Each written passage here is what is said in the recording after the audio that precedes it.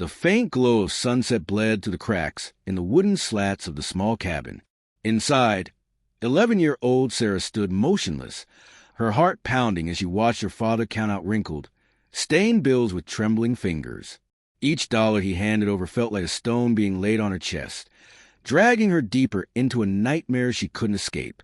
Across from them sat a man with a grin full of gleaming gold teeth, his eyes cold and assessing as they roamed over her. He circled Sarah slowly, as if evaluating livestock. "She's a bit small for her age," he muttered, his voice slick like oil. "But she'll do. They all grow into the work soon enough." Sarah dug her bare toes into the splintered floorboards, her breath shallow.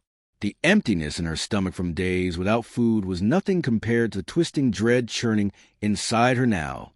She didn't need anyone to explain. She understood exactly what was happening. Her father was selling her. "She's obedient," her father mumbled, unable to meet her eyes. "She listens, never gives trouble." The man reached out, seizing Sarah's chin between his fingers, tilting her face back and forth like she was nothing more than an object. His breath smelled of tobacco and something far fouler. She tried to pull away, but there was nowhere to run. "Feisty," the man chuckled, releasing her chin. "I like that. The ones with a little fire always fetch better prices." The story Sarah had overheard came flooding back. Whispers among village children about the girls who vanished, taken to places where children were worked to bone, or worse. "Papa, please," she whispered, her voice cracking. But her father's hand was already extended, shaking hands with the stranger. "It's settled," the man said, sliding the water bills into a worn leather pouch. "I'll take her now." Suddenly, the distant sound of galloping hooves sliced through the heavy air. The hoofbeats grew louder, closer, urgent. The man's grin faltered, his head snapping toward the window. "You expecting anyone?" he asked sharply. Her father shook his head, his face pale. Outside, through the fading light, Sarah spotted a lone rider approaching. His horse was powerful, its coat shimmering even in the dusk. The rider's clothes were sharp and clean, his posture straight, exuding confidence and authority. This man was no ordinary traveler. The man with the gold teeth instinctively reached for the pistol strapped to his side, his voice low with suspicion. "If you've double-crossed me, old man—" But her father looked as bewildered and terrified as she was. The rider halted outside, swung down from his horse with practiced ease, and strode toward the door with steady, deliberate steps. His spurs jingled with each movement, and then came 3 firm knocks that rattled the frail walls of the cabin. "Open up," a deep voice commanded from outside. "We need to have a conversation." The man with the gold teeth yanked Sarah in front of him, using her as a shield as her father stumbled toward the door, sweat running down his temples. As the door creaked open, the stranger stepped inside, his gaze sweeping across the room, from the terrified girl, to the desperate father, to the armed stranger behind her. When his eyes landed on Sarah, they locked with an intensity that made her breath catch. The air around him seemed to pulse with authority. "Put the gun down, Garrett," he said calmly. Sarah's blood went cold. He knew the man's name. Garrett's smirk twitched, his bravado slipping. "Jackson Wheeler. I should have known you'd stick your nose where it doesn't belong." Even Sarah recognized the name, whispered by villagers with awe and fear. Jackson Wheeler, the wealthiest rancher across 3 counties, rumored to own more cattle than anyone alive, and powerful enough to buy entire towns. "The girl's staying here," Wheeler said, stepping closer. "Whatever arrangement you had, it's over." Her father's voice wavered. "Now hold on, Wheeler. I've got debts. This is a business deal." "Business?" Wheeler's voice cut like a blade. "Selling your daughter to a man who traffics children into labor camps? That's your idea of business." The word slammed into Sarah like a hammer. Labor camps. The rumors were true. She hadn't been wrong. Her father hunched, defeated. "I didn't have a choice. They'll kill me if I don't pay." "How much?" Wheeler asked flatly. $200. Without hesitation, Wheeler reached into his coat, pulling out a thick roll of bills. He counted out 400 and held it up. "Double what you owe. She stays." Garrett's face twisted with fury. You can't just waltz in here and steal my property. We had an agreement. She's not property, Wheeler growled, voice dropping low. She's a child. But Garrett's greed flared, seeing the money slipping away. He pressed the barrel of his gun against Sarah's temple, his voice shaking but defiant. I don't care who you are, Wheeler. I leave with the girl. And your money. Tears stung Sarah's eyes.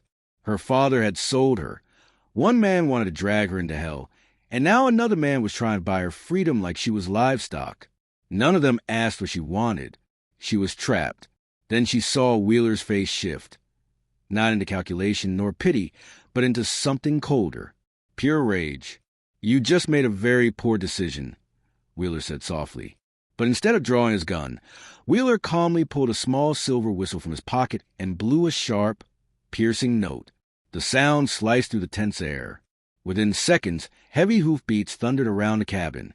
Shadows of armed men on horseback flickered past windows.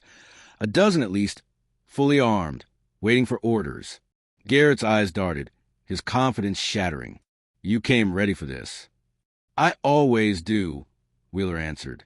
I've been hunting your operation for months, following the trail of missing children you've trafficked. Tonight was supposed to be the night I catch you red-handed. Sarah's mind spun. This wasn't about her. She was just part of a bigger trap Wheeler had set. The thought stung, but there was no time to process. Wheeler's voice stayed cold. I expected to find a trafficker tonight.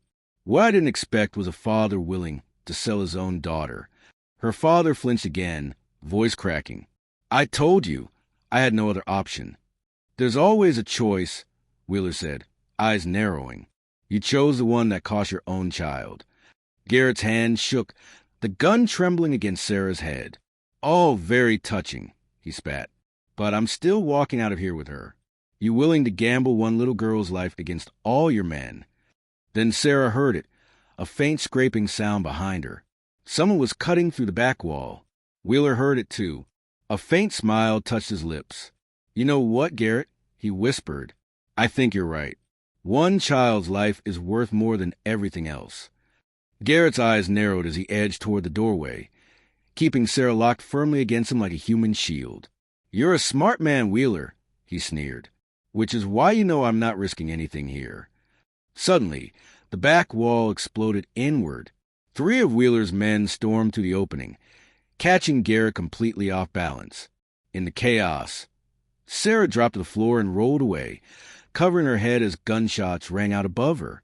When the dust cleared, Garrett was on the ground, gripping his bleeding shoulder, screaming profanities.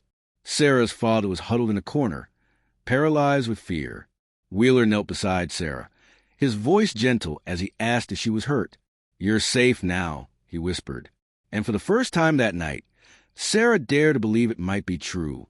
As Garrett was dragged up by Wheeler's men, he spat words that sent ice through Sarah's veins. You think this is over, Wheeler? That man, he gestured toward Sarah's father, owes money to people much worse than me. They won't be impressed by your little army. Wheeler's face hardened. What people? Garrett laughed bitterly through gritted teeth. The Castellano brothers. They want their payment by midnight, or they'll come collecting, starting with a girl. Sarah's stomach turned at the mention of that name. The entire territory feared the Castellanos. They weren't ordinary loan sharks. They were merciless, the kind who left bodies behind when debts weren't paid. Wheeler rose to his feet slowly, his jaw clenched. How long until midnight? He asked. Her father fumbled with his cracked pocket watch. About 4 hours. Wheeler's voice was low. Then we have a bigger problem than I thought. The reality slammed into Sarah like a punch. Escaping Garrett was only the beginning. The true danger was still barreling toward them. Wheeler paced the room, his boots creaking against the warped floor as his men secured the area. Sarah watched from a corner, still shaking. Her father slumped against the wall, his face pale as the weight of his choices finally crashed down on him. Tell me everything, Wheeler demanded, grabbing him by the collar. How much do you owe?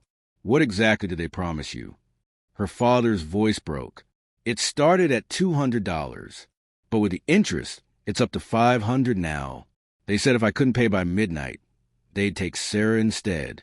said she could work off the debt in their establishments. Sarah didn't understand what kind of establishments they meant, but the way both men spoke made her skin crawl. How did you even cross paths with them? Wheeler pressed. Poker game in Tombstone. Her father choked. I was winning. Then I lost everything in a single hand. They offered me easy credit to win it back. I thought I could turn it around. Wheeler let go of him in disgust. You gambled your daughter's life for a poker game. One of Wheeler's men burst through the door. Boss, riders coming in from the east. 3 of them. Fast. Wheeler checked his pocket watch. Too soon to be the Castellanos themselves. Likely scouts, checking if the girl's still here. Sarah's stomach twisted. Even with Wheeler's men surrounding the cabin, the Castellanos were still coming. She was nothing more than a prize being passed between dangerous men, and no amount of guns seemed capable of keeping her safe. What if I just vanished? Sarah said quietly. Ran far enough that no one could ever find me? Wheeler turned, his eyes softening briefly. You wouldn't survive 2 days alone out there. The desert would eat you alive. Better that, she whispered, than what they want to do to me. Her words hung heavy in the room. Wheeler studied her for a long moment. Something shifting behind his eyes, a decision forming that would change everything. There's another way, he said slowly, but it would mean leaving this life behind. Completely. Sarah let out a bitter laugh. What life? This cabin? A father who sold me for gambling money. Wheeler knelt to meet her gaze. I could adopt you, make you my ward. If you're my daughter, the Castellanos won't touch you. Not even they are that reckless. Sarah's breath caught. You do that? For a girl you just met?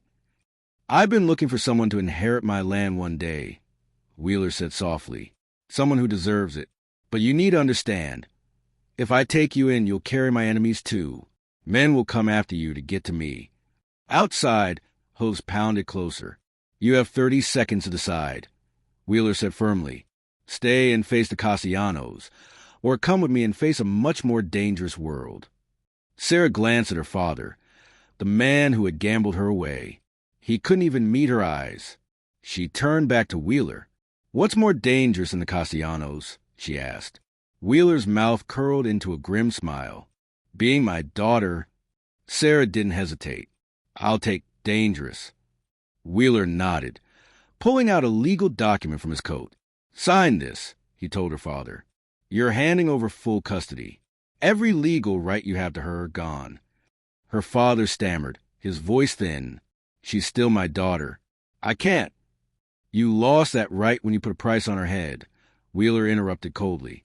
Sign it, or I leave her here. The horses outside had stopped. The scouts were watching, hands shaking. Her father scrawled his name at the bottom of the paper. With every stroke of the pen, Sarah felt her old life slipping further away. Wheeler folded the document and tucked it inside his coat. Sarah Wheeler, he said, testing the name. Remember it. It's the only thing keeping you alive. Another of Wheeler's men appeared. 3 riders out there, boss, watching us. About 100 yards out. Looks like they're waiting. They're scouts, Wheeler muttered. The real assault will come at midnight. He turned to Sarah. We leave now. Sarah looked once more at her father, who finally managed a desperate whisper. Sarah, I'm sorry. I didn't know what else to do. She stared at him for a long time, the man who'd given her life, and tried to sell it. Goodbye, Papa, she said softly, and meant it. Wheeler hoisted her onto his horse, settling her in front of him in the saddle. As they rode into the darkness, Sarah saw the scouts in the distance, tracking their every move. They're following us, she said. Good, Wheeler answered. Let them. They'll report back that Jackson Wheeler has the girl. That'll give the Castellanos something to think about. Will it stop them? Sarah asked. Wheeler was quiet for a long time. No, he finally said. It'll only make them angrier. The Castellanos don't like being told, no, not by me, and not when it costs them money. What kind of bad blood is between you and them? The kind that ends with men buried in the ground. As they rode beneath the darkening sky toward Wheeler's ranch, Sarah felt the weight of her new reality settle on her small shoulders. heavier than fear, but burning with something fierce and new: survival. She had escaped one nightmare, only to gallop straight into the jaws of another. But at least this time, she wasn't alone. The sound of pounding hooves echoed louder behind them. More riders were closing in. And unlike before, these weren't scouts. "They're not waiting until midnight," Wheeler growled, urging his horse to run harder. "The Castellanos are coming now." The ranch was still far off, and their pursuers were gaining rapidly. Sarah clung tightly to the saddle horn, her knuckles turning white as Wheeler's horse surged forward at full speed. "Can we make it?" she asked, her voice trembling. Wheeler's answer was grim. "That depends how valuable my life is to you." Muzzle flashes burst behind them as gunfire lit up the night. Bullets sliced past, some so close Sarah could feel the heat of the air splitting near her head. The chase was no longer a threat. It was an open hunt. Shouts filled the night air as the Castellano riders shouted orders, closing in with each second. Wheeler leaned low over Sarah, using his own body to shield her from the hail of bullets. Another shot cracked through the air as Wheeler scanned the terrain ahead. "There!" He pointed to a jagged cluster of rocks rising from the desert floor. "We can hold them off there." They reached the cover of the rocks just as their attackers crested the ridge. Wheeler dismounted quickly, pulling Sarah down and shielding her behind a boulder. His rifle was already in hand. "Stay low. Don't move," he ordered, checking his rounds with steady hands. Sarah dared to peer around the boulder and counted at least 8 men circling them under the moonlight. 2 figures stood out, tall, thin, and identical, their cold gazes cutting through the dark. The Castellano brothers themselves had come. "Wheeler," one of them called, his voice slicing through the tension. "Send the girl out, and we'll let you ride away. This isn't your fight." "Like hell it isn't," Wheeler muttered under his breath, lining up his aim. "You've got 10 seconds, the other brother shouted. "The girl pays her father's debt one way or another." Wheeler fired. His first shot struck true, knocking one of the riders off his horse. Chaos erupted. The Castellano men scattered, taking cover among the rocks, trying to encircle them. "Why are you doing this?" Sarah whispered as Wheeler reloaded. "You could have paid them off. Why risk your life for me?" Wheeler's hands froze for a moment. In the dim moonlight, his eyes met hers. 20 years ago," he said softly, "I had a daughter about your age. The Calera gang took her from me. Her name was Sarah, too." The words hit her like a blow to the chest. This wasn't just about her. This was about a father haunted by the child he'd lost. "You're trying to replace her," Sarah whispered. "Maybe," Wheeler admitted, "but does that change anything?" More shots rang out, echoing around them. Wheeler returned fire, but Sarah could see the truth. They were outnumbered, and their bullets were running low. "We're not going to make it, are we?" she asked, her voice shaking. Wheeler didn't answer. His silence said everything. Then she heard it, a distant rumble, like rolling thunder. But this was no storm. It was the sound of horses, many horses, riders coming fast. One of the Castellanos' men shouted, panic creeping into his voice. At least 20 mounted men appeared over the ridge, charging toward them. Wheeler's mouth curled into a grim smile. "I sent word ahead. My ranch hands don't take kindly to people trying to murder their boss." The battle shifted instantly. Wheeler's reinforcements surged forward, surrounding the Castellanos and cutting off any chance of retreat. The brothers quickly found themselves trapped, their men disarmed and outnumbered.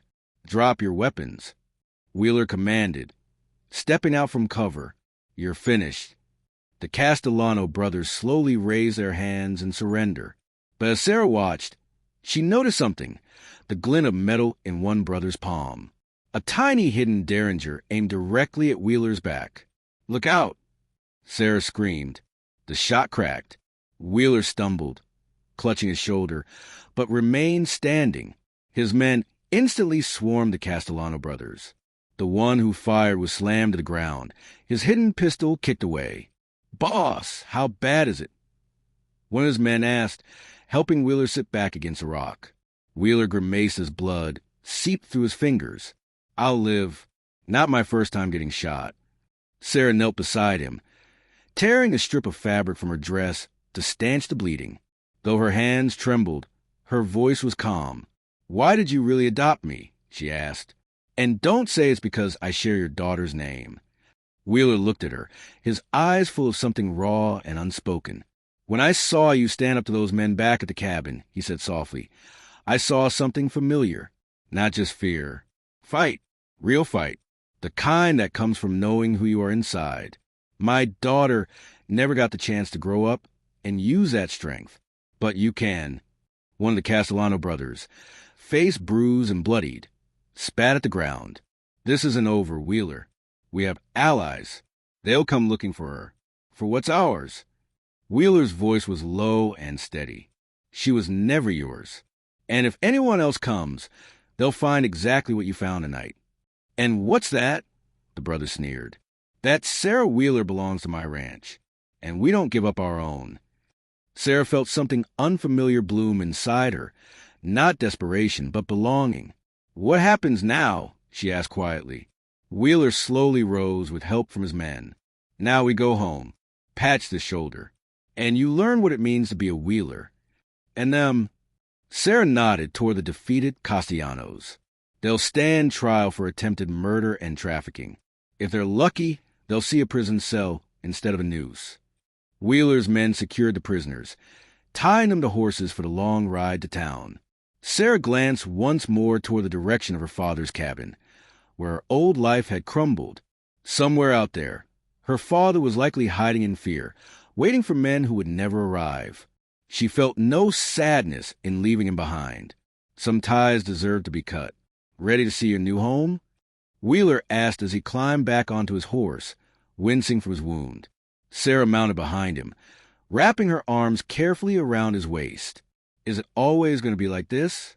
People trying to kill us?" Wheeler let out a pained chuckle. "Not every day. Maybe once a week." "I can live with that," she whispered. As they rode toward the horizon, the first light of dawn spread across the distant mountains. For the first time in her life, Sarah wasn't afraid of what the morning might bring. She'd been sold, hunted, and nearly killed. But she'd also found something she never thought possible: a family willing to fight for her. The sun crested the final ridge as they arrived. Before them stretched the vast Wheeler Ranch, a sprawling estate with a grand house towering over rolling fields. Compared to her father's broken shack, it looked like a palace. "Welcome home, Sarah Wheeler," Wheeler said softly. And for the first time since her nightmare began, Sarah smiled. She had started the day as property to be sold, but she was ending it as the daughter of the most powerful man in the territory. Sometimes, the worst day of your life was simply the beginning of something better. And sometimes, being sold was just another way of being saved.